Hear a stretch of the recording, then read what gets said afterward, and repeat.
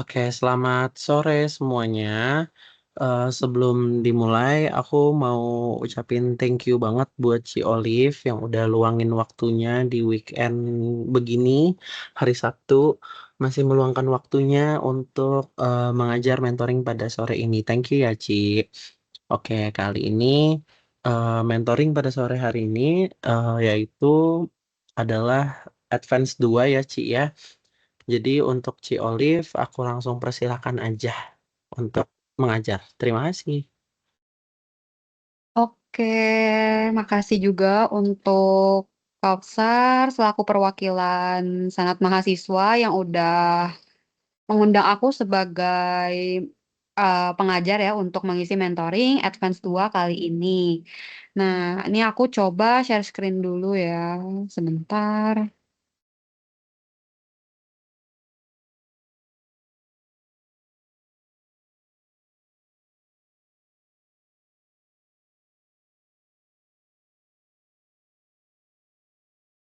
Oke, screen aku sebelumnya udah kelihatan belum ya? Udah terlihat Ci, aman. Oke, thank you ya. Jadi ini aku akan mulai aja. Nah, untuk teman-teman yang nanti nontonnya di recording, kalau misalkan masih kurang paham atau nggak jelas, itu boleh chat aku ya, boleh di Teams atau di Line kalau mungkin punya Line aku itu juga boleh. Jadi kalau misalkan teman-teman masih kesulitan untuk memahami materinya, boleh personal chat aja ke aku ya. Mungkin di Teams juga bisa ya. Oke, ini aku akan mulai aja. Jadi soal yang aku bahas hari ini ada dua, yaitu changes in ownership sama indirect and mutual holdings. Nah, ini aku bahas soalnya itu soal dari modul tahun lalu ya, karena kalau misalkan aku bahas soal ujian, pasti asdos kalian juga udah banyak yang bahas di kelas. Jadi kemungkinan aku bakalan, bukan kemungkinan sih, jadi kemungkinan gitu ya, kayaknya udah banyak nih asdos yang bahas soal UAS di kelas. Jadi aku bahasnya soal modul tahun lalu aja. Mungkin teman-teman yang belum sempat belajar soal seperti ini gitu ya. Nah, ini aku langsung mulai ke soalnya aja. Jadi untuk yang changes in ownership ini nanti di kisi-kisi juga udah ketahuan ya kalau yang keluar itu soalnya metode cost. Itu. Nah, ini juga aku bahasnya yang akan aku bahas itu juga metode cost. Jadi kita mulai dulu dari yang changes in ownership. Oke, di sini untuk perusahaannya ada namanya Impressive Co. Jadi Impressive Co merupakan perusahaan yang bergerak di bidang logistik.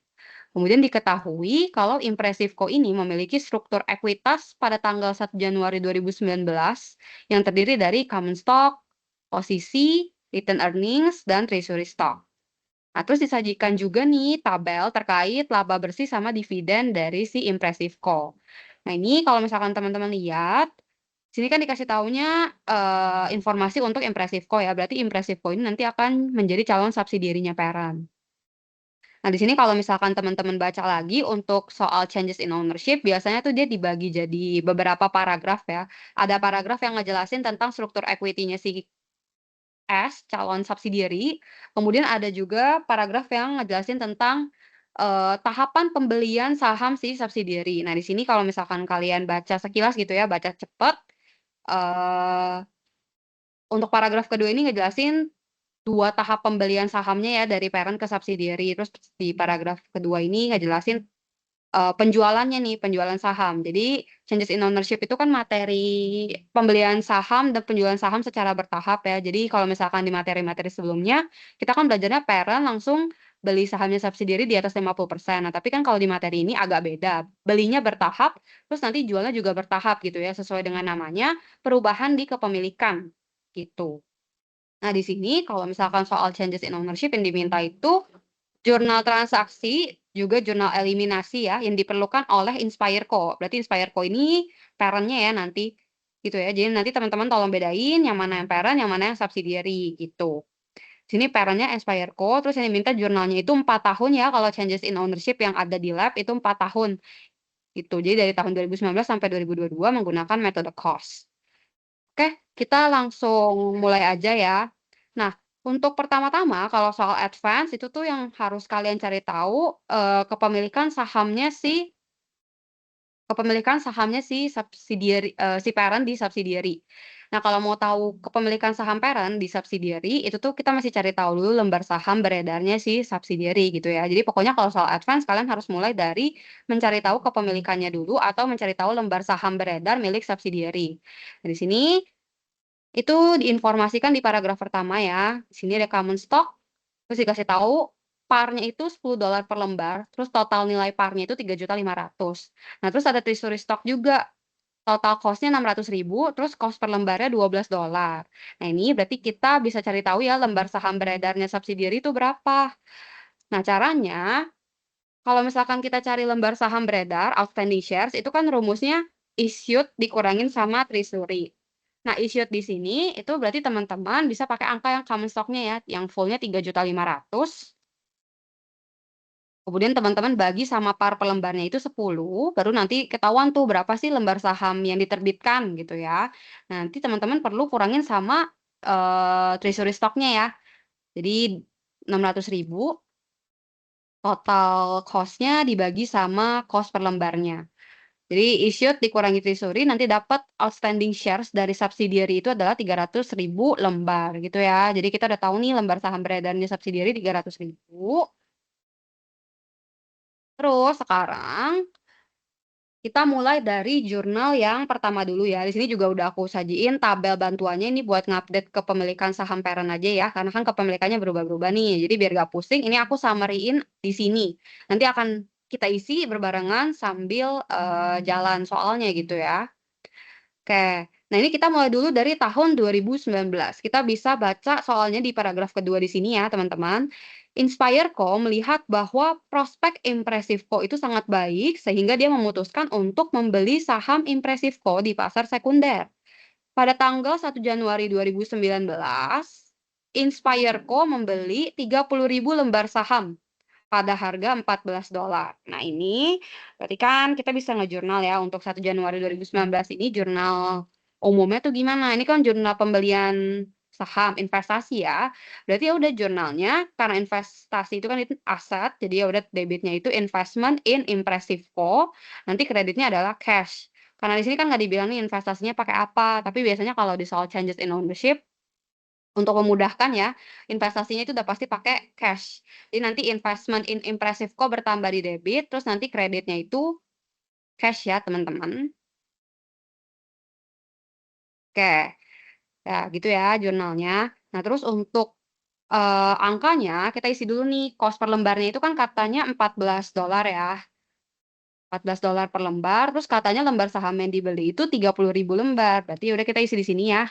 Di bagian tabelnya, kita update. Jadi pada tanggal 1 Januari 2019, perusahaan tuh beli 30.000 lembar saham dan kepemilikannya, berarti kalau beli 30.000 lembar saham, kalau mau tahu kepemilikannya tinggal kita bagi sama lembar saham beredar subsidiary ya, nanti dapat kepemilikan parent di subsidiary itu 10%. Oke, lanjut ke jurnal dulu. Di sini kan angkanya belum kita cari, ya udah tinggal kita kaliin aja ya angkanya, kan lembar saham yang dibeli 30.000, ya udah dikali sama cost-nya. Tuh, nanti dapat 420.000. Itu. Oke, lanjut. Terus untuk jurnal yang 2019 ini biasanya kan dia kalau nggak jurnal investasi itu jurnal dividen. Nah, berhubung di sini di tahun 2019 itu ada dividen ya yang dibagikan oleh subsidiary, berarti kita bisa nih jurnal keduanya yang general entries kita bisa bikin jurnal dividen. Nah, kalau misalkan pakai cost method, berarti kan nanti kita catat penerimaan dividen dari subsidiary gitu ya. Kita kan nanti kreditinnya itu dividen income. Nah, debitnya ya berarti cash gitu ya. Karena kita menerima dividen, ya udah berarti uang kas kita bertambah di debit, nanti kreditnya itu adalah dividen income gitu ya. Karena pakai metode cost, kita catatnya dividen income. Terus angkanya berapa? Nah, angkanya berarti sesuai dengan kepemilikan si parent aja. Kepemilikan parent itu kan di sini 10% ya teman-teman. Ya udah 10% kita kaliin sama dividen yang dibagiin oleh subsidiary. Nah, di sini kan nggak langsung dikasih tahu nih dividen yang dibagiin berapa. Dia tuh cuma ngomong kalau si subsidiary di tahun 2019 bagiin dividen 20% dari net income. Nah, yang diketahui kan angka net income-nya doang. Berarti ya udah teman-teman bisa kaliin ya untuk dividennya, berarti teman-teman bisa kaliin 20% terus dikali lagi sama net income subsidiary yang 2019 ya, 250.000. Nanti dapat tuh angkanya $5.000. Kayak gitu ya teman-teman. Terus ingat ini kan masih tahun pertama. Terus teman-teman kan juga tadi udah hitung ya kepemilikan parent di subsidiary itu masih 10%. Jadi kayak hubungannya tuh masih belum parent sama subsidiary lah. Jadi sebenarnya kita harus nyebutnya tuh ya investi sama investor gitu ya. Nah, di sini di tahun 2019 kita tuh nggak perlu bikin jurnal eliminasi ya, karena hubungan mereka tuh masih belum parent dan subsidiary, kepemilikannya juga masih di bawah 50% gitu kan. Jadi InspireCo ini masih belum memiliki kontrol terhadap ImpressiveCo, kayak gitu. Nah, terus kita lanjut nih ke jurnal yang 2020 gitu ya.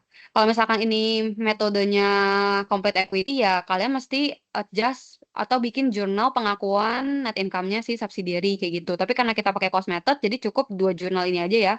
Jurnal investasi dulu baru jurnal dividen. Terus tahun kedua itu 2020. Nah, ini untuk tahun 2020 kita baca lagi ya soalnya di sini dibilang, InspireCo melanjutkan transaksi pembelian sahamnya di tahun depan sebanyak 210.000 lembar saham dengan harga $6 lebih mahal daripada harga per 1 Januari 2019. Nah, di sini kan dibilang 1 tahun kemudian dibeli lagi nih sahamnya si Impressive. Ya udah, berarti kita di sini catat lagi jurnal investasinya. Berarti nanti debitnya adalah investment in Impressive Co gitu ya, bertambah di debit, kreditnya cash kita berkurang kayak gitu. Nah, di sini kita isi dulu ya bagian cost per lembarnya. Kan di sini dibilang katanya harganya itu $6 lebih mahal daripada harga per 1 Januari 2019.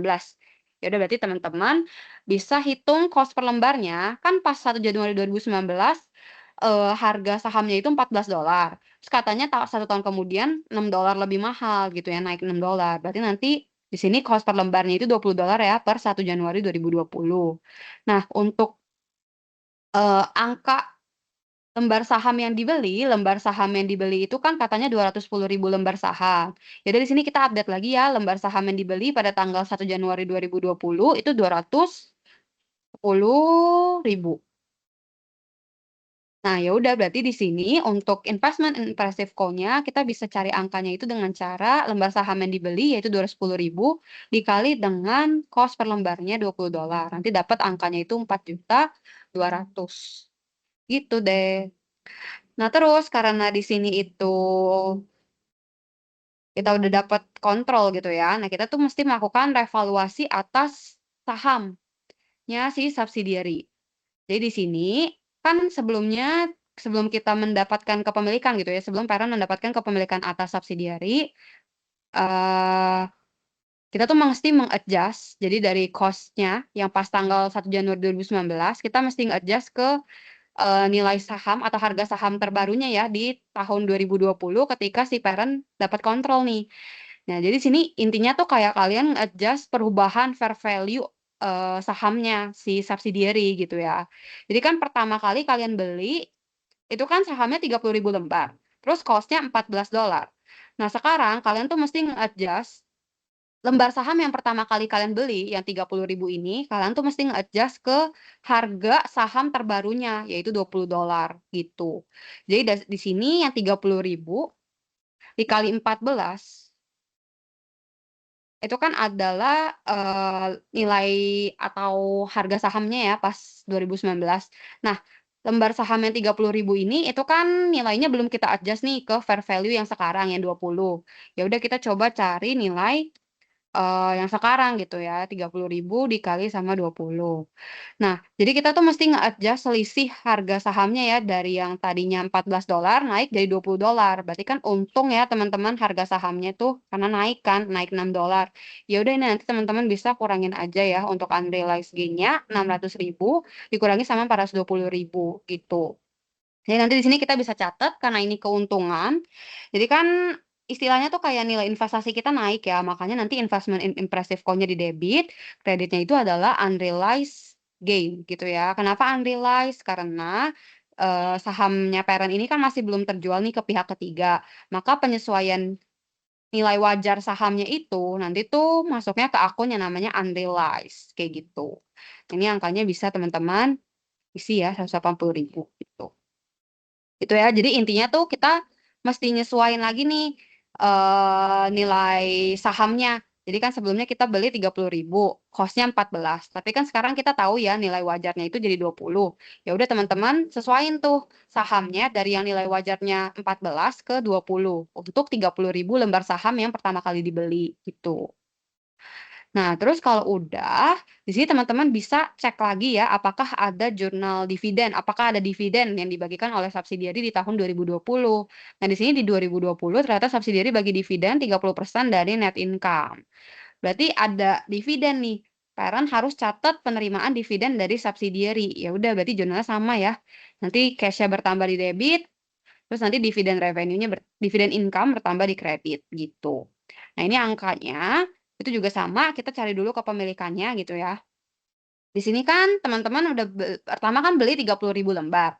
1 Januari 2020 belinya 210.000 lembar. Nah, berarti kan total kepemilikan lembar saham kita itu 240.000 ya teman-teman yang di sini nih. 240.000 lembar saham. Nah, sekarang kita mau tahu nih 240.000 lembar saham itu kepemilikan kita berapa gitu ya di si subsidiary. Jadi caranya 30.000 ditambah 210.000 berarti 240.000 dibagi sama 300.000. Nanti dapat 80% kepemilikan gitu. Nah, karena kepemilikan kita udah naik nih dari yang tadinya 10% jadi 80%, berarti kita kaliin dividennya pakai kepemilikan yang baru 80%, terus kita kaliin sama nilai dividen subsidiary. Nah, di sini dividen subsidiary kan juga nggak dikasih tahu angkanya, cuma dibilang 30% dari net income untuk yang 2020. Jadi caranya juga sama. 80% kepemilikan 1 Januari 2020, nanti teman-teman bisa kaliin sama nilai dividennya ya. Jadi 30% dari net income di 2020. Jadi 30% kali 300.000. Kayak gitu deh. Nanti dapat nilai dividen di tahun 2020 yang dibagikan subsidiary ke parent itu adalah sebesar 72.000, kayak gitu. Nah, sekarang karena kita udah tahu ya, oh ternyata per tanggal 1 Januari 2020 pas kita beli tambahan saham, ownership kita, akumulasinya ya, akumulasi ownership kita itu naik nih jadi 80%. Nah, kalau misalkan kepemilikan kita udah di atas 50%, berarti kita mesti bikin laporan konsolidasi gitu ya, antara parent sama subsidiary. Nah, kalau kita mau bikin laporan konsolidasi, berarti kita mesti bikin jurnal eliminasi. Makanya di sini udah muncul nih ya, kita mesti bikin jurnal eliminasi. Beda nih sama waktu di 2019 kita nggak bikin jurnal eliminasi, kenapa? Karena kepemilikannya masih di bawah 50%. Tapi karena sekarang di 2020 kepemilikannya udah di atas 50%, jadi ya udah, kita bikin jurnal eliminasi gitu.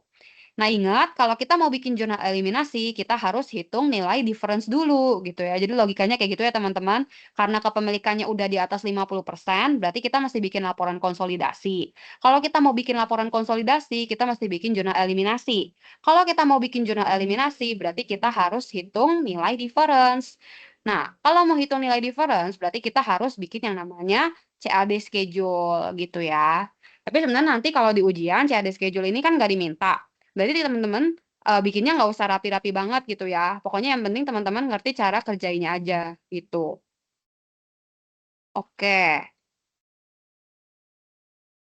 Nah, ini kita bikin dulu format CAD schedule-nya gitu ya. Terus ini ada salah, ini harusnya import value. Oke. Jadi teman-teman bikin dulu format CAD schedule-nya kayak gini, tapi kalau nanti di ujian nggak usah rapi-rapi banget ya. Nah, untuk bagian import value-nya juga harusnya teman-teman juga udah paham ya, karena kan udah belajar nih berkali-kali di ujian. Impact value berarti kita isi di bagian parent dulu ya. Di bagian parent kita isinya bisa dari sini, dari general entries ya teman-teman. Jadi yang akun investment in impressive co, ini teman-teman kalau misalkan di debit berarti bertambah, kalau di kredit itu berkurang ya. Jadi teman-teman bisa isi atau jumlahin angkanya 420.000 ditambah 4.200.000, terus ditambahin lagi sama 180.000. Nanti dapat ya impact value dari sisi parent itu adalah 4.800.000. Terus kalau misalkan totalnya, berarti teman-teman bisa bagiin aja ya 4.800.000 itu kan setara sama 80% kepemilikan nih impact value-nya. Kalau misalkan mau tahu 100%-nya berapa, berarti impact value-nya tinggal dibagi sama 80% gitu. Nanti dapat berarti impact value untuk 100% kepemilikan subsidiary adalah 6 juta. Nah, nanti NCI-nya karena kita kan parent nih pas pas di 1 Januari 2020 akumulasi ownership kita itu kan udah naik jadi 80% ya teman-teman. Nah, kalau misalkan kita punya 80% berarti kan 20% sisanya dimiliki oleh investor luar, NCI gitu ya. Jadi 100 dikurangi 80 nanti dapat NCI-nya 20. Nah, ini buat bagian NCI-nya bisa teman-teman kurangin aja, 1.200.000 gitu ya. Terus, kalau hitung nilai difference, namanya juga difference kan, difference between implied and book value. Nah, di sini kita masih cari tahu dulu nih book value-nya ya. Book value-nya ambil dari yang ada di soal nih. Ada apa aja?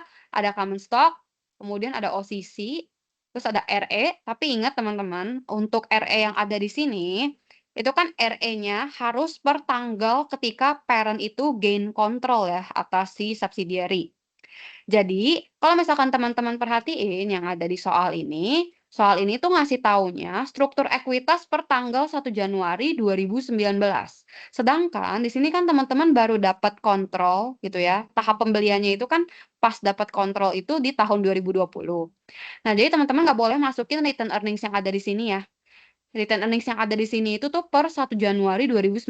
Jadi kalau misalkan teman-teman mau hitung CAD schedule yang ada di sini, kalian harus cari tahu dulu nih, beginning RE per 1 Januari 2020 tuh berapa gitu ya. Nah, caranya kita buka dulu ya rumusnya kayak biasa. Ini juga teman-teman harus ingat. Kita kan mau tahu beginning RE 2020. Tujuannya biar bisa hitung difference. Ya udah berarti teman-teman kan taunya beginning RE 2019 nih. Katanya beginning RE 2019 itu 800.000. Jadi kita isi beginning RE 2019 800.000. Terus nanti teman-teman tambahin nih sama perubahan di return earnings itu kan karena net income atau dividen. Ya udah tambahin sama net income 2019. Ini informasinya subsidiary ya semuanya. Terus net income 2019 itu kan 250.000.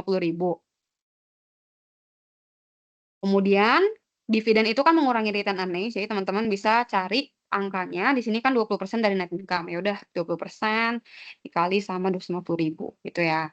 Jadi beginning RE 800.000 ditambah sama net income-nya 250.000 dikurangi sama dividen. Baru nanti dapat beginning RE 2020 itu 1 juta. Gitu ya. Jadi nanti 1 juta ini teman-teman pindahin ke sini. Gitu. Nah, sedangkan untuk nilai common stock, OCC, sama treasury itu biasanya nilainya sama ya dari tahun ke tahun. Gitu, nggak banyak berubah. Yang berubah tuh biasanya ini return earnings ya. Dia pasti berubah. Gitu. Karena kan perusahaan pasti ada income atau loss yang dialami sepanjang tahun gitu ya. Cuma kalau untuk common stock, OCC sama treasury ini jarang-jarang berubah. Common stock kita isi dari soal ya. Dari soal kan 3.500.000. Jadi udah kita masukin 3.500.000. OCC-nya itu 500.000. Kemudian return earnings-nya juga kita udah hitung 1 juta. Treasury shares-nya ingat ya kalau treasury itu kan mengurangi equity perusahaan. Maka di sini kita isinya minus 600.000 ya treasury-nya. Kita hitung dulu nih book value of equity-nya berapa. Book value of equity-nya dapat 4.400.000. Terus nanti kita hitung nilai difference-nya juga. Berarti difference between IV and BV berarti selisih dari implied value 6 juta kurangin sama book value of equity 4.400.000. Nanti dapat difference-nya 1.600.000, goodwill. Terus kita lihat lagi ya. Sini kan dibilang apabila terdapat perbedaan antara book value dan implied value, berarti kan ini ngomongin difference ya. Difference, jika terdapat difference, alokasikan sepenuhnya ke goodwill. Ya udah di sini teman-teman tinggal taruh goodwill gitu ya. Karena coba dialokasiin ke goodwill nih difference-nya. Jadi udah goodwill-nya teman-teman alokasiin ke sini gitu. Jadi nanti nilai difference-nya di CAD harus 0 juga ya ujung-ujungnya kayak gitu. Nah, ini kita udah dapat nih nilai difference-nya 1.600.000, baru kita bisa bikin jurnal eliminasi. Nah, kalau jurnal eliminasi ini kurang lebih sama kayak yang dulu teman-teman pelajarin pas di materi UTS. Yang pertama kita eliminasi dulu investment account-nya sama equity account-nya subsidiary gitu ya. Jadi kita hapus equity-nya si subsidiary ini. Terus kita hapus juga akun investment in S-nya kayak gitu. Nah, ini untuk akunnya common stock. Berarti kita ambil aja nih angkanya yang ada di sini 3.500.000. OCC juga teman-teman bisa ambil 500.000.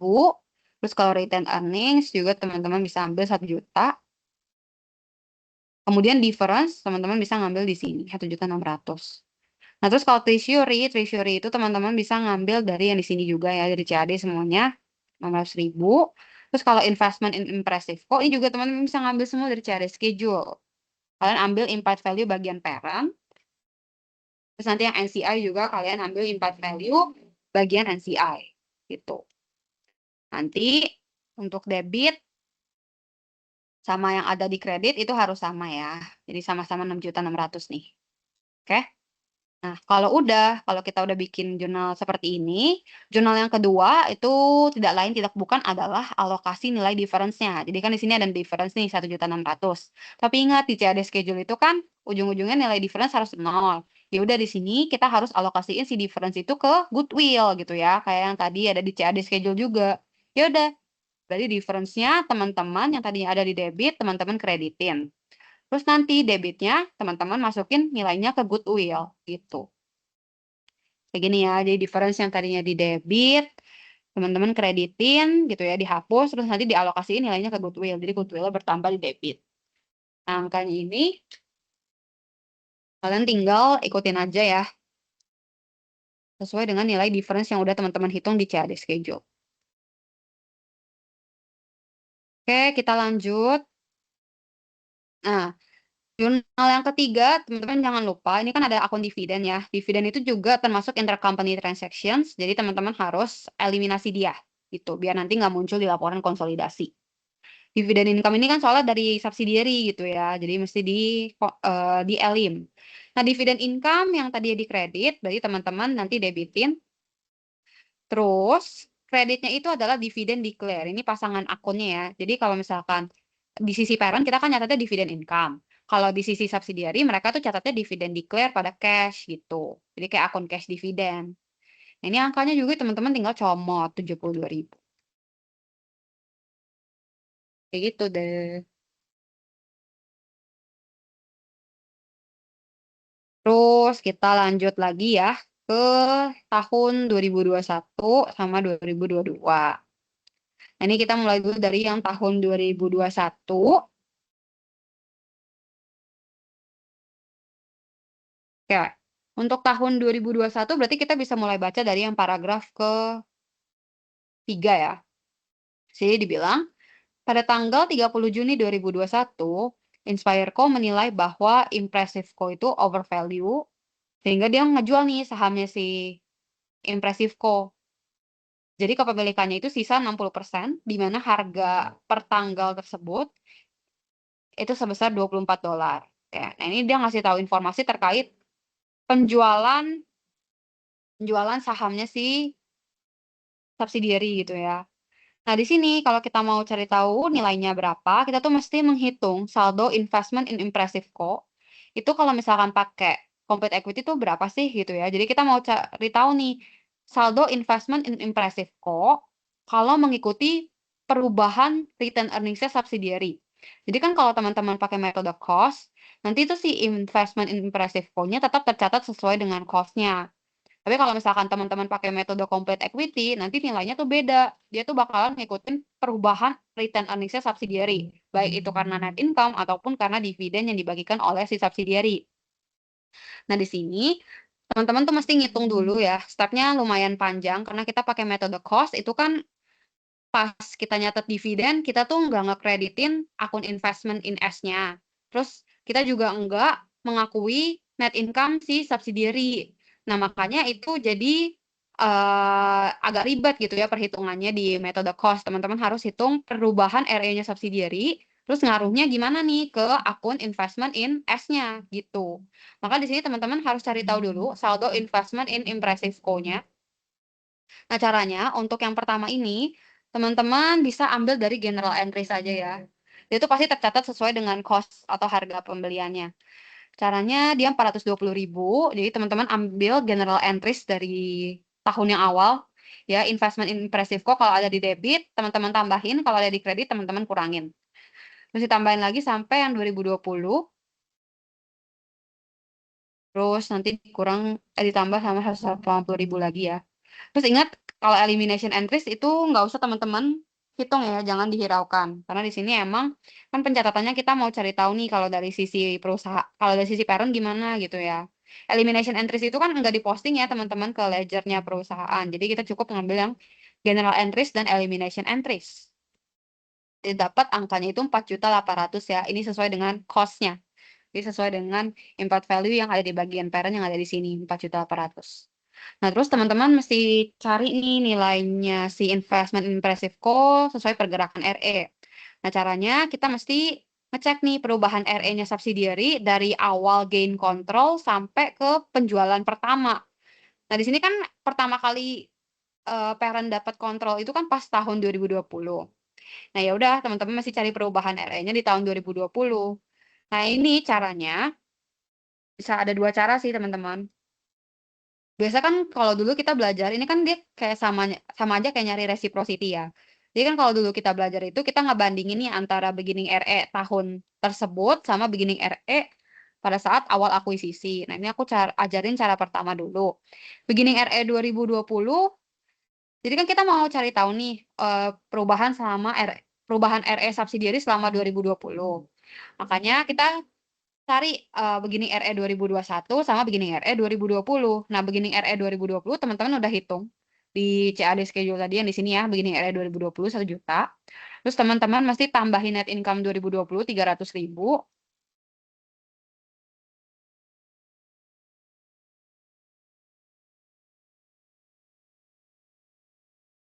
Kemudian nanti teman-teman kurangin sama dividennya itu kata 30% dari net income. Nah, kalau udah berarti teman-teman bisa dapat nih beginning RE 2021-nya 1 juta ditambah 300.000 dikurangi 90.000. Nanti dapat beginning RE 2021-nya itu 1.210.000. Nah, ini untuk yang di sini kita tuh kayak nyari reciprocity ya. Jadi perubahan RE-nya subsidiary dari sama tahun 2020 itu berapa? Jadi caranya 1.210.000 beginning RE di tahun 2021. Terus teman-teman kurangin sama beginning RE di tahun 2020, nanti dikali sama kepemilikannya si subsidiary selama tahun 2020 itu kan 80%. Nah, nanti dapat tuh angkanya 168.000. Atau cara kedua itu di sini ya teman-teman. Perubahan RE itu kan terjadi karena net income sama dividen kan. Nah, di sini berarti teman-teman tuh bisa tinggal hitung aja sih, kan net income-nya 300.000 nih 2020. Terus katanya dividennya itu 30% gitu kan. Jadi dari net income, jadi perubahan RE itu kan karena net income sama dividen. Dividen itu kan mengurangi RE. Net income itu menambah. Jadi ya udah teman-teman tinggal cari aja nih net income kalau dikurangin dividen. Jadi 30% dikali 300.000 gitu ya. Itu kan nanti dapat perubahan RE-nya subsidiary berapa. Nanti teman-teman perlu kaliin sama kepemilikannya parent gitu ya, 80%. Gitu. Ini kalau misalkan teman-teman mau cari cara cepetnya gitu ya. Sebenarnya sama aja, pokoknya ujung-ujungnya tuh yang ditanya cuma perubahan RE-nya gitu. Itu ya. Nah, terus kalau misalkan udah, kita lanjut lagi nih. Dia kan jualnya itu di pertengahan tahun 2021. Nah, berarti teman-teman juga harus cari perubahan RE sampai ke pertengahan tahun 2021. Nah, di sini untuk selama tahun 2021 perubahan RE-nya kita lihat. Biasa kan karena ada net income sama dividen, tapi tahun 2021 tuh cuma ada net income. Jadi ya udah berubahnya kan cuma karena net income ya, teman-teman. Nah, ini berarti untuk yang net income 2021, teman-teman tuh bisa hitung dari sini. Jadi net income 2021 kan 200.000. Teman-teman kaliin sama ini kan first semester ya, jadi kan dia di tanggal 30 Juni, ya udah fraction-nya itu kan berarti pertengahan tahun nih, 6/12. Jadi dari Januari sampai Juni itu ada berapa bulan? Ada 6 bulan kan. Jadi net income-nya kita proporsikan gitu ya, sesuai dengan fraction waktunya 6/12. Terus jangan lupa, kepemilikan kita sampai ke Juni 2021 itu kan sebenarnya masih 80% ya teman-teman, ini sebelum jual. Jadi kita kali sama 80%. Nanti dapat tuh, perubahan RE selama semester pertama 2021 adalah 80.000. Terus nanti teman-teman bisa totalin buat tahu berapa carrying value investment-nya. Nah, jadi kalau misalkan teman-teman itu catat, jadi 5.048.000 ini adalah nilai investment in Impressive Co. kalau teman-teman itu catatnya pakai metode complete equity. Atau 5.048.000 ini adalah nilai investment in Impressive Co. kalau teman-teman itu catat dia mengikuti perubahan retained earnings-nya subsidiary gitu ya. Karena kita pakai metode cost, maka kita harus hitung manual kayak gini gitu. Nah, karena kita udah tahu nih carrying value-nya itu 80%, berarti nanti kita mesti cari tahu dulu ya berapa sih carrying value untuk kepemilikan yang terjual. Di sini kan kepemilikan yang terjual itu di sini kan dibilang ya, dia tuh menjual saham, tapi nggak dibilang nih berapa yang dijual. Pokoknya kepemilikannya berkurang aja, jadi 60% sisanya. Nah, berarti kan kita tahu ya, yang dijual itu yang tadinya 80%, terus sisa 60% berarti kan terjual 20%. Ya udah, berarti di sini teman-teman bisa memproporsikan gitu ya. 5.048.000 ini kan setara sama 80% kepemilikannya parent. Terus kalau kita mau cari tahu, kepemilikan yang terjual itu kan berarti 20%. Ya udah kita cari carrying value-nya dikaliin aja ya. Jadi dibagi 80% dikali 20%. Nanti dapat cost of share sold-nya 1.262.000. Terus untuk selling price-nya itu teman-teman bisa ambil angkanya dari soal. Di sini kan dibilang, katanya harga per tanggal tersebut sebesar 24. Oh, di sini teman-teman tuh harus cari tahu dulu ya berapa lembar saham yang terjual. Kita ambil dari sini aja ya buat catatannya. Lembar saham yang dijual pas 30 Juni 2021 itu kan katanya sebesar 20% kepemilikan. Ya udah teman-teman bisa kali 20% dikaliin sama lembar saham beredar milik subsidiary. Nah, ternyata kita tahu ya lembar saham yang dijual itu tuh 60.000 loh. Ya udah berarti di selling price-nya ini teman-teman bisa isi lembar saham yang dijual 60.000 lembar saham dikali sama harga jual sahamnya $24. Nah, nanti dapat nih selling price-nya 1.440.000. Jadi kan kalau misalkan carrying value-nya itu 1.200.000-an. Tapi kalau misalkan kita jual tuh laku 1.440.000-an. Berarti kan ini kita mengalami semacam keuntungan ya, teman-teman. Nah, keuntungan ini sebesar 178.000, nanti kita catatnya sebagai additional contributed capital karena kita per 30 Juni 2021 kita masih punya kepemilikan di atas 50% gitu ya. Jadi kondisi penjualan ini tuh namanya kita masih maintain control. Jadi pas jual itu tuh kita masih punya kepemilikan di atas 50%. Makanya nama keuntungannya tuh kita alokasinya ke additional contributed capital. Oke. Ini kita bikin jurnalnya ya, kalau kita ngejual berarti kan nanti debitnya kita dapat cash. Kemudian, nanti kreditnya kita hapus nih akun investment in passive call-nya sebagian gitu ya. Nah, nanti sisa keuntungannya kita catat dengan akun yang namanya additional contributed capital. Terus untuk angkanya berarti yang cash kita catat sesuai selling price-nya. Terus kalau investment in passive call kita catat sesuai dengan cost atau carrying value-nya. Terus keuntungannya kita catat sebagai additional contributed capital gitu ya. Jadi pas ya, debit kreditnya balance gitu. Nah, terus untuk yang 2021 karena kita kepemilikannya masih di atas 50%, kan kepemilikannya masih 60% nih. Di sini kita update dulu ya. Kita kan ngejual 60.000 lembar. Masukin di sini yang dijual itu 60.000 lembar saham. Jadi berkurang 60.000 ya di tanggal 30 Juni 2021 berkurang 60.000. Berarti ownership kita berapa? Jadi tinggal kita totalin aja nih. Lembar saham yang kita miliki awalnya 30.000 tambah 210.000. Terus kita kurangin sama 60.000. Baru kita bagi sama outstanding share subsidiary nanti dapat kepemilikannya si parent terhadap S itu tinggal 60% ya. Sesuai yang ada di soal. Nah, di sini elimination entries-nya, ingat ya kalau pakai metode cost kita kan masih catat journal reciprocity tuh. Nah, maka di sini kita catat dulu journal reciprocity. Jurnalnya berarti debitnya nanti investment in impressive co, kreditnya itu begini retained earnings parent. Karena retained earnings-nya subsidiary mengalami kenaikan terus ya, jadi jurnalnya tuh kayak gini. Gitu. Jadi nanti debitnya investment in impressive co, kreditnya begini retained earnings parent. Nah, untuk angkanya teman-teman bisa comot aja dari soal. Ini tuh kita mau cari tahu perubahan RE selama tahun 2020. Karena kan kalau reciprocity itu kan dibuatnya ketika parent itu mendapatkan kontrol atas subsidiary. Jadi ketika ada hubungan parent sama subsidiary baru bikin gitu kan jurnal reciprocity. Nah, karena di sini parent itu baru punya kontrol atas subsidiary di 2020, ya udah kita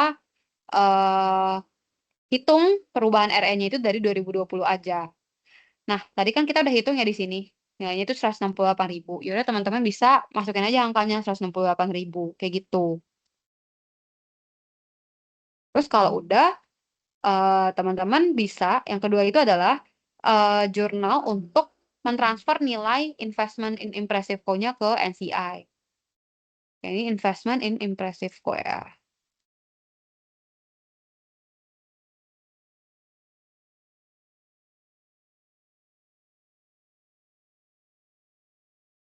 Nah, ini angkanya sebesar dengan investment in impressive co yang terjual itu 1262. Tuh. Kalau udah, nanti kita catat lagi nih jurnal eliminasi investment in S-nya sama equity-nya. Nah, untuk nilai common stock, OCC, difference, treasury, itu sama ya dari tahun ke tahun. Yang membedakan itu adalah angka return earnings-nya. Jadi nanti ngaruh juga ke investment in impressive co sama NCI. Oke, ini untuk yang common stock, berarti kita ambil lagi angka dari sini.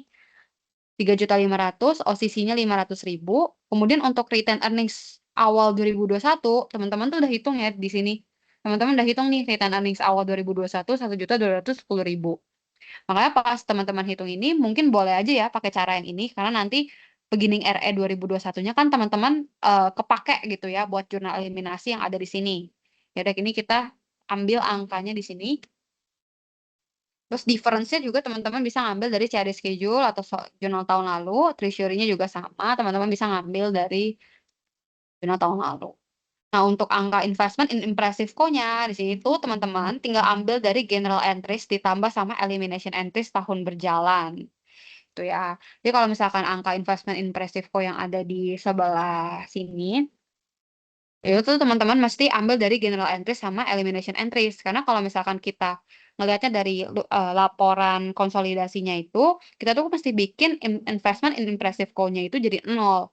Makanya teman-teman itu selain ngambil angka dari general entries, teman-teman juga harus ngambil angka dari elimination entries tahun berjalan ini ya. Gitu. Jadi nanti untuk general entries-nya kita hitung dari awal nih dari 2019 420.000 ditambah sama 4.200.000 ditambah sama 180.000. Terus teman-teman yang elimination entries 2020 skip aja ya. Kita lanjut lagi ke di sini. General entries yang 2021 kita kurangin ya. 1262 terus nanti teman-teman mesti tambahin sama yang ada di elimination entries tahun berjalan. Gitu.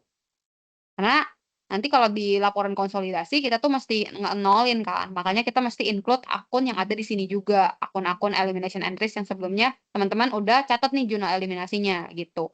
Nanti buat NCI-nya bisa teman-teman jadi balancing aja ya angkanya. Gitu. Nanti dapat NCI-nya itu 1242.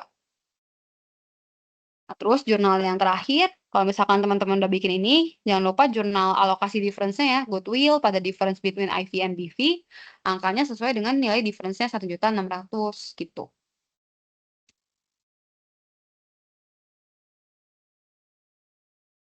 Oke, kalau udah nanti kita lanjut ke tahun 2022.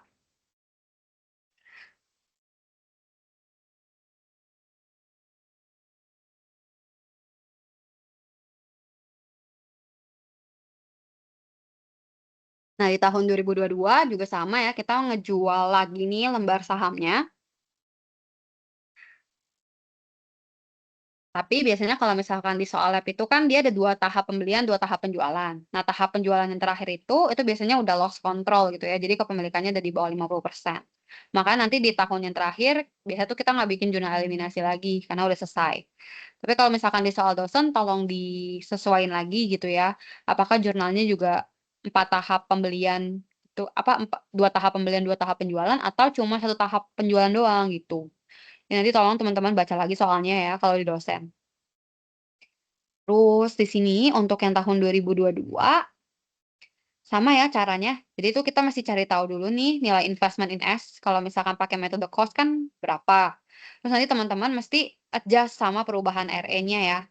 Supaya nanti ketahuan nih nilai investment in S untuk eh kalau misalkan pakai complete equity method tuh berapa, atau kalau misalkan kita ikutin pergerakan RE tuh berapa, gitu. Nah, ini juga cara sama untuk investment in S. Teman-teman tuh harus ambil dari general entries. Atau di sini teman-teman tuh bisa ngambil dari sini aja ya. Ini kan teman-teman udah hitung nih. Ini kan dia juga udah ambil dari general entries. Teman-teman bisa kurangin sama general entries yang ada di sini. Terus nanti dapat gitu ya, nilainya itu 3538. Atau kalau teman-teman nggak yakin sama perhitungan teman-teman bisa hitung lagi dari awal, dari tahun 2019. Nanti harusnya hasilnya sama.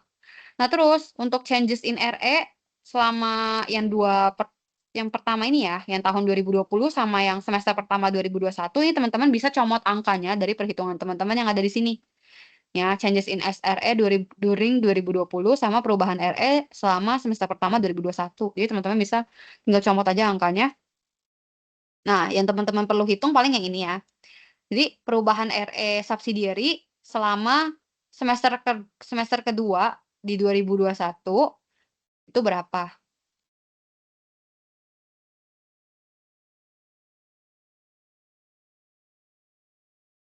Nah, untuk yang 2021 berarti sama nih caranya. Itu kan perubahannya karena net income doang. Ya udah teman-teman hitungnya kayak gini. 200.000 net income subsidiary dikali sama 6/12 ya. Jadi dari Juli sampai Desember, terus nanti dikali lagi sama kepemilikan di semester kedua 2021.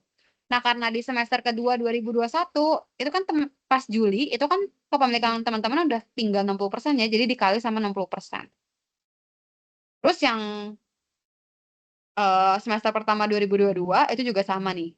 Kita masih kepemilikannya itu 60%, karena kan dia jualnya itu di tahun selanjutnya gitu ya.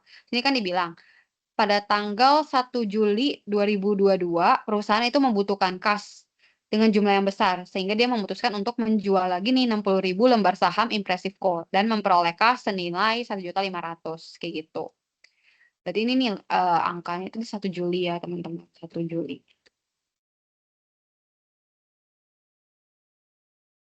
Oke. Nah ini ya, jadi kita tuh masih cari tahu dulu nih carrying value of investment per 1 Juli 2022 ya. Karena dia kan mau jualnya 1 Juli 2022, kayak gitu. Nah, ini kita cari perubahan RE selama 2022 itu 150.000 ya. Kita pakai angka yang net income-nya subsidiary. Jadi kan perubahan RE selama 2022 itu kan karena ada net income doang nih 150.000. Ya udah 150.000 terus teman-teman kaliin 6/12 ya karena dia juga jualnya kan pertengahan tahun. Jadi fraction waktunya dari Januari sampai Juni itu 6/12 terus dikali sama kepemilikannya si parent di subsidiary itu kan masih 60% gitu ya sebelum dijual. Lagi nih. Nah, ya udah teman-teman dapat nanti 45.000. Kalau misalkan udah baru teman-teman hitung carrying value of investment-nya. Dapat nanti 3.891.000 ya. Nah, ini adalah carrying value investment setara dengan 60% kepemilikan si subsidiary. Nah, karena yang dijual itu kan 60.000 lembar. Ini kita cari tahu dulu ya, lembar saham yang dijual kan katanya 60.000 lembar. Berapa sih kepemilikan yang dijual gitu ya dari sisi parent? Dari sisi si parent ya. 60.000 nanti dikali sama persentase kepemilikan yang dijual ya, dikali sama lembar saham punya si subsidiary. Sorry. Dibagi ya, dibagi sama kepemilikan subsidiary. Nah, lembar saham yang dijual itu kan 20%. Jadi kan awalnya itu 80%. Terus teman-teman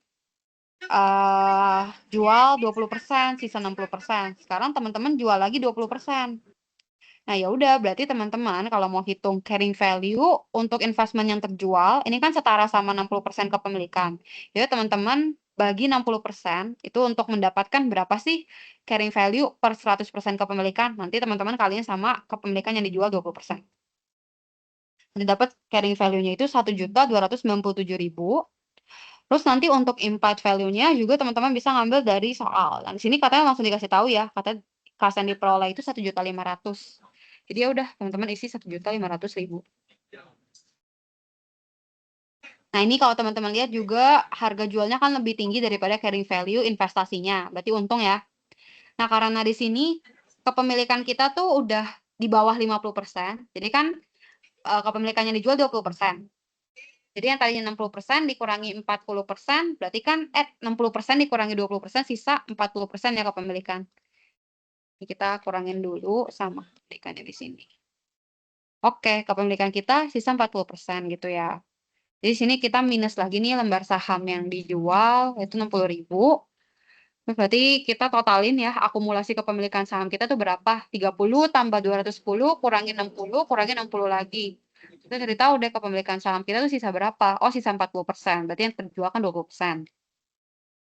Nah, ini kalau misalkan teman-teman udah hitung, berarti kan kepemilikan kita sisa 40%. Udah di bawah 50% kan.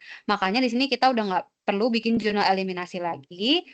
Terus juga kita mesti catat keuntungannya itu sebagai gain on sale. Jadi bukan sebagai additional contributed capital lagi ya, beda sama yang tadi. Nah, ini jurnalnya, berarti nanti debitnya cash, karena kan kita jual investasi. Kreditnya itu adalah investment in impressive co. Terus nanti keuntungannya teman-teman bisa catat sebagai realized gain. Ini angkanya teman-teman bisa pindahin aja ya dari perhitungan. Cash-nya itu sesuai implied value, terus investment in impressive co-nya itu sesuai dengan carrying value-nya. Nanti untuk gain-nya ambil dari perhitungan kalian. Nah, terus kalau udah, ini kan teman-teman baru catat jurnal penjualannya. Terus teman-teman harus catat lagi nih jurnal untuk evaluasi ya saham yang belum terjual. Nah, jurnalnya itu karena di sini kan nilai wajar sahamnya itu naik. Maka nanti jurnalnya teman-teman itu bisa catat debitnya investment in impressive co, kreditnya itu adalah unrealized gain. Ini adalah untuk mencatat selisih nilai wajar saham ya atas saham yang belum terjual. Nah, caranya ini kan teman-teman udah tahu, ini kan nilai gain on sale atas 20% ownership kan. Nah, teman-teman tuh harus catat berapa sih gain on sale atas kepemilikan yang tersisa gitu. Karena yang 203.000 ini itu gain atas 20% yang dijual. Sedangkan kalau misalkan 40% yang tersisa itu berapa? Itu juga masih dicatat nih di pencatatannya perusahaan. Nah, makanya ini bisa pakai proporsi aja ya, 203.000 ini kan setara sama 20% kepemilikan. Terus kalau misalkan teman-teman mau tahu berapa sih gain on sale, unrealized gain, untuk kepemilikan yang tersisa, berarti nanti teman-teman bagi 20%, terus nanti dikali sama kepemilikan yang tersisa 40% gitu ya. Ini kayak perhitungan matematika biasa aja. Terus yang terakhir, itu adalah teman-teman harus nge-realize reciprocity-nya ya. Jadi yang reciprocity yang ada di sini, ini teman-teman catat dia di general entries. Jadi kan kalau di sebelumnya ini dicatatnya di elimination entries. Kalau elimination entries kan nggak diposting ya teman-teman ke jurnal, ke pencatatannya perusahaan, nggak diposting ke ledger. Di sini teman-teman catat dia di general entries ya untuk reciprocity-nya, untuk mencatat perubahan RE-nya.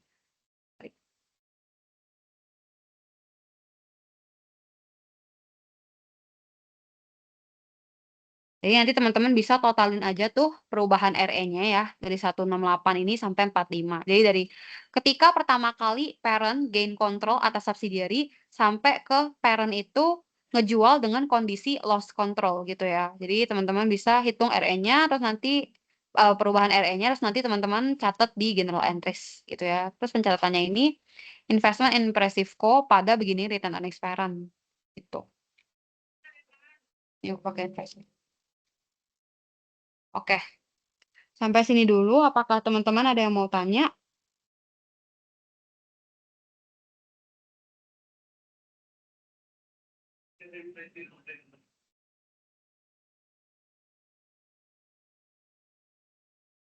Kalau misalkan nggak ada, berarti aku lanjut aja ya ke yang indirect and mutual holdings. Ini kalau misalkan masih ada yang bingung, boleh chat aku aja ya. Oke, nah ini untuk yang soal indirect and mutual holdings. Yang diminta itu kalian menghitung controlling interest sama non-controlling interest. Terus teman-teman juga harus bikin perhitungannya ya. Bisa dapat nilai CI sama NCI-nya itu caranya gimana. Jadi perhitungannya nanti dinilai, sama bagian struktur afiliasinya nanti juga dinilai. Gitu ya. Jadi controlling interest, non-controlling interest, perhitungan, sama struktur afiliasinya. Struktur afiliasi itu yang ini ya teman-teman yang gambar ini. Ini teman-teman mesti bikin juga ya karena ada nilainya gitu. Karena kalau misalkan teman-teman nggak bikin, nanti takutnya teman-teman bingung.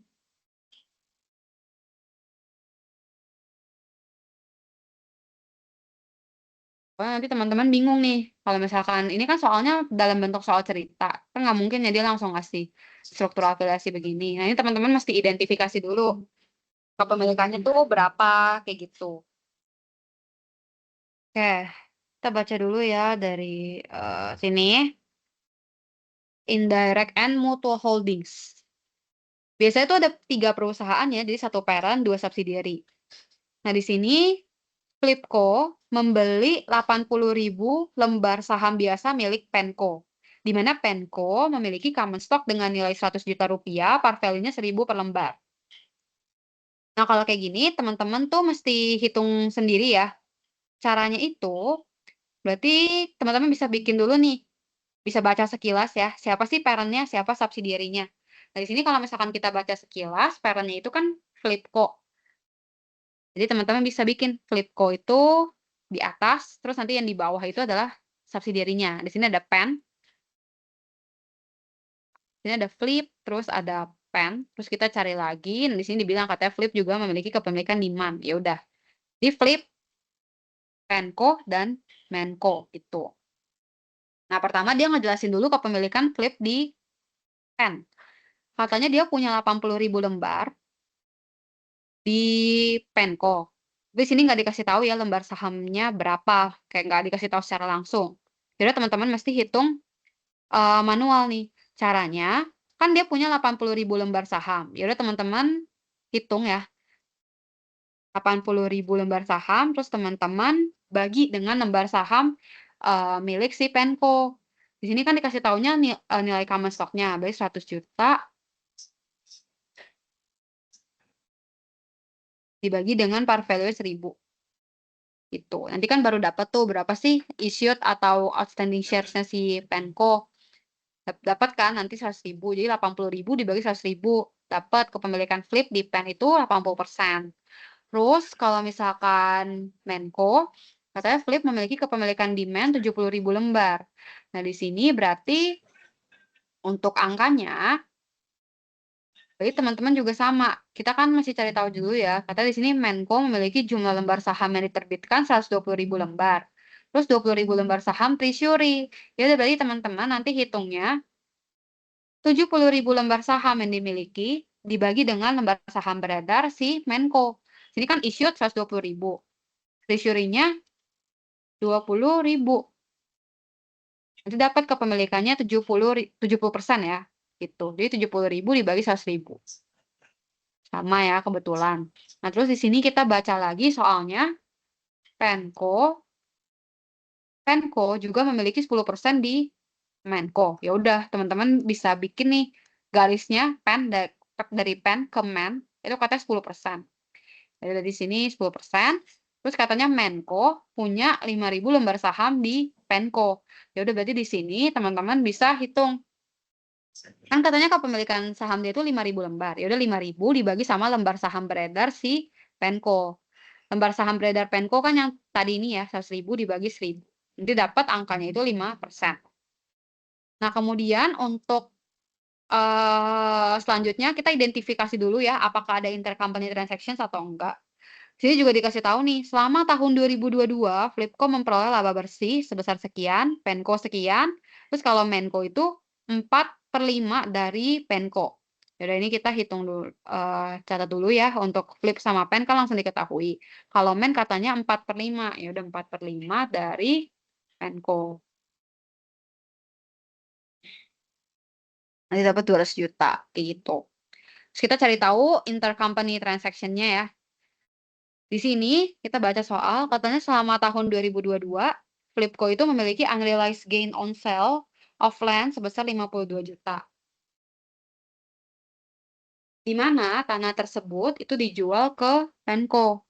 Nah, ini kan intercompany transactions ya, teman-teman. Terus dikasih tahu juga nih langsung nilai unrealized gain-nya tuh berapa. Ya udah ini kita hitung catat dulu ya angkanya. 52 juta, ini nanti akan mengurangi net income-nya si Flipco ya, karena ini kan intercompany transactions. Jadi teman-teman yang tadinya si unrealized gain ini udah menambah net income-nya si Flipco, teman-teman harus keluarin lagi ya dari net income-nya si Flipco gitu. Jadi nanti yang dicatat, yang dihitung ke perhitungan yang di persamaan itu adalah nilai adjusted income-nya gitu. Nah, terus yang kedua, itu kan tadi kita baru baca soalnya sampai sini. Terus kita baca lagi di sini, Menko juga membeli persediaan dengan nilai jual 30 juta dari Penko dengan markup 20% dari nilai jual. Nah, di sini kan kalau kita lihat yang jualan itu Penko. Berarti nanti UIP-nya ini kan ngomongin UIP ya guys. Jadi yang kita eliminasi itu adalah si profitnya. Profit dari penjualan persediaan ini. Jadi kita lihat katanya di sini salesnya 30 juta. Terus katanya gross profit-nya itu 20% dari nilai jual. Sebenarnya teman-teman bisa langsung hitung aja ya. 20% dikali sama 30 juta. Itu nanti dapat gross profit atau UIP ya ini namanya. UIP-nya itu 6 juta. Nah, kalau cost-nya ya ini cost-nya 24 juta gitu ya. Nah, yang dieliminasi itu tuh UIP-nya ya, guys. Jadi kan kalau misalkan penjualan ini kan dari Penco, ya udah nanti mengurangi sih net income-nya Penco kayak gitu. Nah, ini kita pakai permisalan gimana kalau misalkan Flipco itu kita permisalkan dia sebagai A gitu ya. Kalau Pen sebagai B, Men sebagai C. Terus nanti kita bikin persamaan matematikanya ya. Jadi kita mulai dulu nih uh, dari si Flipco. Flipco itu kan A. Jadi kita bikin A sama dengan net income-nya, adjusted income ya, adjusted income-nya si Flipco. Jadi 540 juta ini teman-teman mesti kurangin dulu sama 52 juta. Karena kan 52 juta ini tuh gain yang muncul karena adanya intercompany transactions. Maka teman-teman harus hapus nilai 52 jutanya dari si net income-nya ini. Jadi teman-teman mesti keluarin dia gitu ya. Jadi 540 juta 250 ribu, teman-teman kurangin sama 52 juta, nanti ditambah sama income yang dia dapat dari perusahaan lain. Nah, di sini kalau teman-teman mesti lihat lagi nih ke struktur afiliasinya. Kan Flipco itu punya kepemilikan di PEN sama di MAN.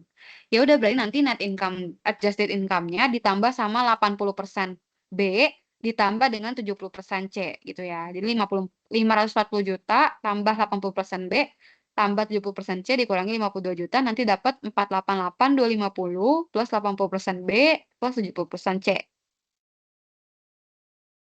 Terus kalau misalkan yang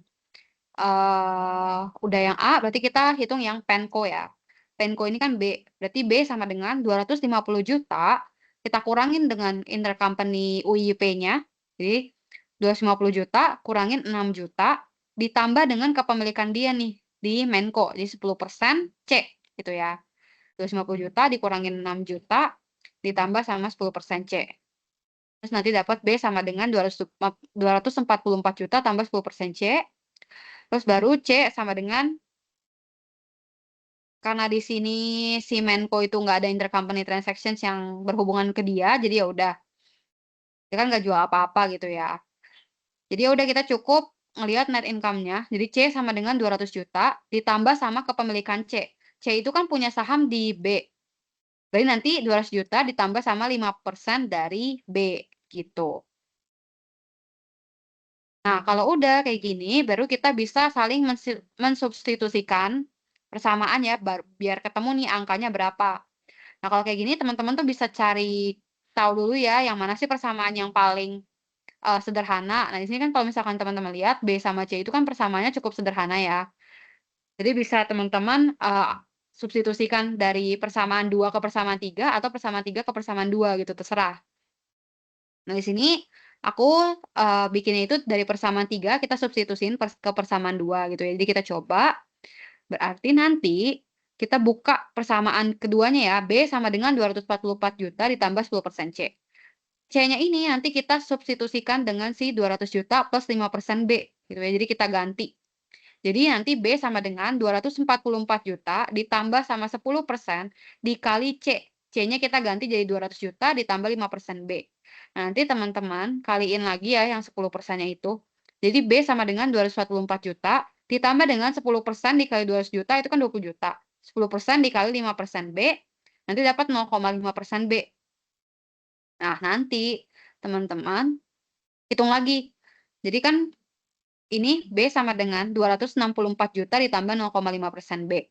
Nanti teman-teman bisa switch ya. Jadi yang 0,5% B ini teman-teman pindahin ke kiri. Jadi 100% dikurangi 100% dikurangi 0,5% dapat 99,5% B sama dengan 264 juta.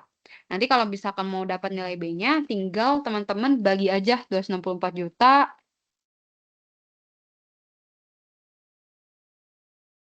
dibagi dengan 99,5%. Kurangi ya nolnya.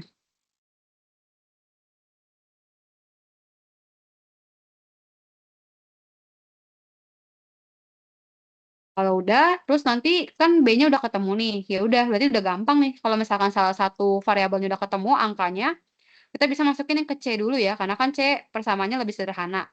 Kita masukin C sama dengan 200 juta ditambah 5% B. B-nya itu kan 265 jutaan.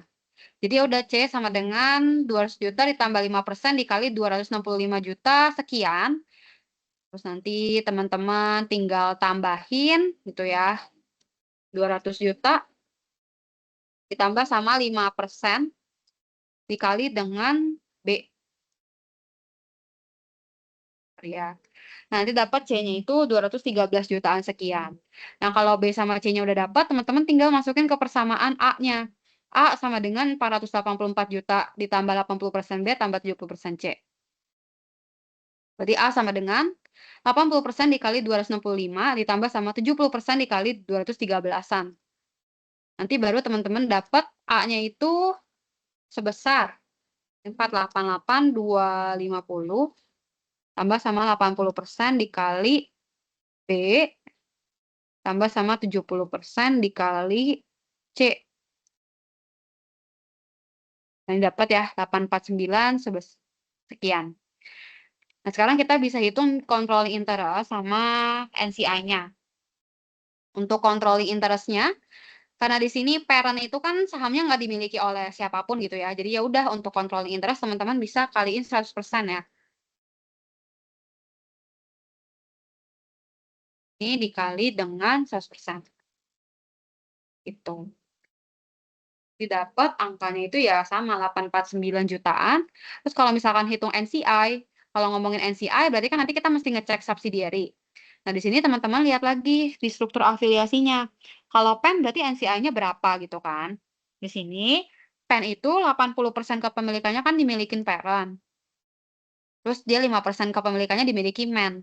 Berarti kan sisanya nih 100% dikurangi 80 dikurangi 5 itu kan 15%.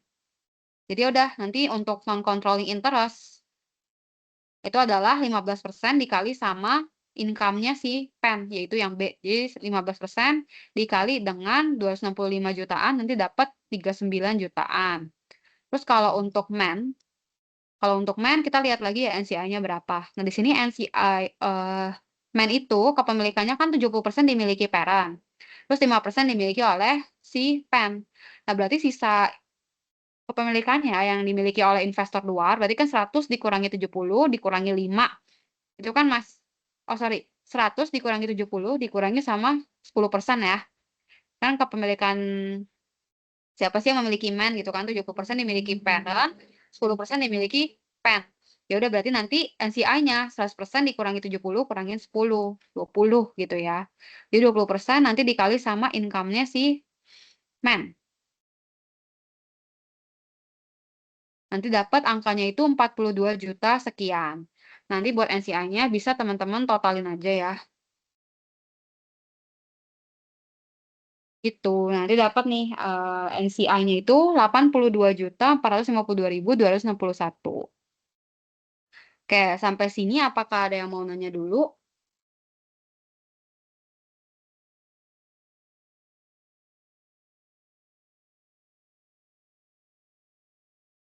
Oke, kalau misalkan nggak ada yang mau nanya, berarti, aku cukupkan ya sampai di sini untuk mentoring-nya. Thank you untuk yang udah ngedengerin.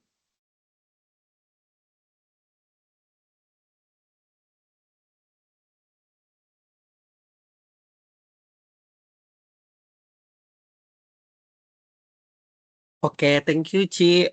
Buat Nizam boleh closing ya.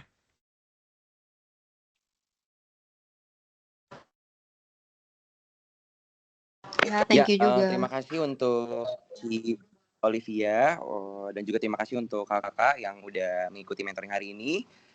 Terima kasih juga untuk Kak Olivia atas ketersediaannya untuk mengajar. Semoga apa yang diajarkan hari ini bermanfaat dan hasil ujiannya memuaskan. Terima kasih banyak semuanya, udah boleh live ya. Oke, thank you semuanya, aku izin live ya.